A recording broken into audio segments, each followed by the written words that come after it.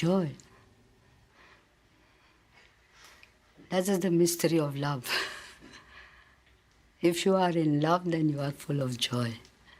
If we accept the good news that God loves us, that we are somebody very special to Him, that in tenderness and love He has created us, He has loved us, He keeps us alive and all that. Tenderness and love, that is the reason of all joy. And that's what Jesus came at, that my joy may be yours.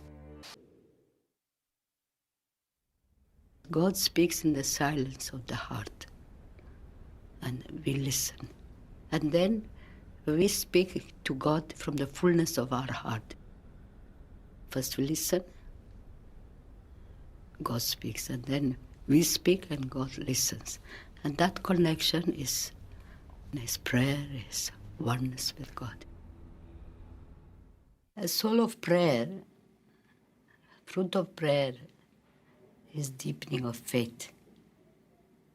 And the fruit of faith is love. And the fruit of love is service. And the fruit of service is peace. That's why we need to pray to have a clean heart. And if we have a clean heart, we can see God.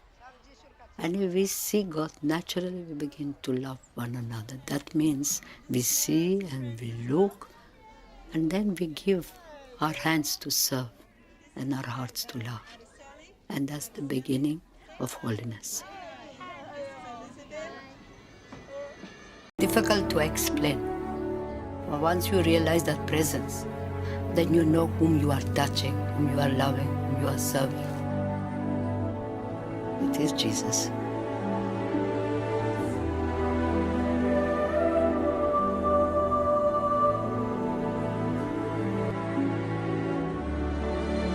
Externally you see just pride, but it is Jesus. Externally you see just the poor person, but it is Jesus. Difficult to explain. It's a mystery of love. It's one of those things that human mind cannot reach. We have to bend. It is He. It is Him we receive, and it is Him we serve. Our love for Christ in action is the service of Him and the poor. Because He said very clearly, whatever you do to the least of my brethren, do it to me. And to make sure that we understand, He said at the hour of death, we are going to be judged what we have been. I was hungry, you gave me to eat. I was naked, you clothed me. I was sick, and in prison, you visited me. I was homeless, and you took me in. Come, O blessed of my Father. A young girl and a young boy.